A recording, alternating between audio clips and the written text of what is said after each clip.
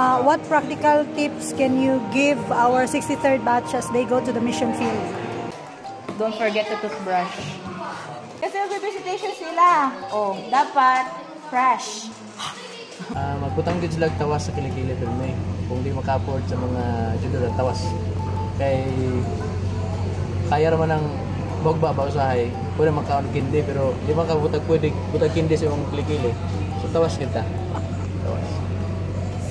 Mang daw ni kay para humot mag-visitation, makapanyud to, makapamahaw. Ayok hadlok nga mangito. Kay mabawi ra na inig madawat ang stipend. Dili maglayog. Kaya na kung mga tagaling ka igsuunan og pagkaon ay mo pag ulaw-ulaw duwata. Visitation is the key para dili mo magutman dito. Good. Ikaw? Our life is one-time offer only, so use it well. In the mission field. In the mission. Kayo ay wala ng pagkaon, iyong amiguhin ang mga tigulang, ano? Kaya sila, kamay lang sila mukaon. So, tanan na pagkaon na ihatag sa inyo. Practical. Work with love. Love your partner. Pumunta tayo sa field na tayo ay mag-minister. Mag-focus tayo sa ato ang Bible study, halipay sa uban, kung na atong purpose. So, friendship ministry ka na. Amping sa inyong pagpanaw. Ikaw? Paligo pirme. Kumain kayo ng gulay Para? hindi kayo mag-quit. Huwag kayo mag-isolate, dapat isolate. Dili jud mo bugtaw-bugtaw alas 10, dapat alas 6 bugtaw na mo. Sa mission to di mag-uyab-uyab ha, kung magbisita ang purpose. Kanang groundwork nga ginatawag dili na sa babayi sa Bible study na.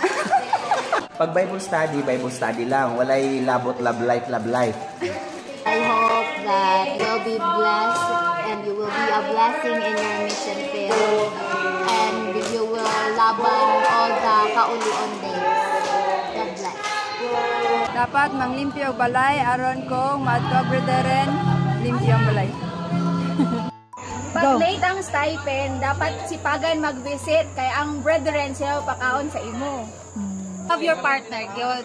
Og unsay mahita mo sa mission field, dapat kakampini mo ang imong partner dili kaaway. Unod, magpinabangay sa bulaton sa balay. Kana Mag-visitation gid kamo. Bakit? Na-experience na gid namon nga hindi gid enough ang stipend. So isa gid sa mga tips kag very practical ang visitation para makalibre kamo pagkaon. Proven and tested na siya sa mission field. 63rd batch, mag-practice na magwali og patay aron kay malibre mo kaon at the same time kanang kinahanglan yod nga makawali mong patay. Kay as a missionary, always ready sa tanan nga mga engagements speaking ihatag sa inyo sa inyong district pastor.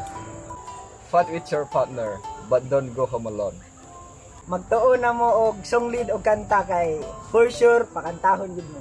Dapat kabalo mo magluto kung unsa inyong mga makita nga mga lagot mo sa inyong mission field para dili mo magutman ang inyong stipend nga inyong madawatan inyo pang masave sa inyong bulsa.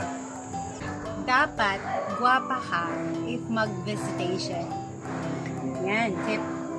Be ready all the time so that you will not miss any invitations. Huwag natin sanayin ang sarili natin na yung plato lang ang huhugasan natin. Oo. Ano pa ba ang dapat hugasan? Pati mga Tupperware, kaldero na may mga laman pa. Saka mga sandok. Okay.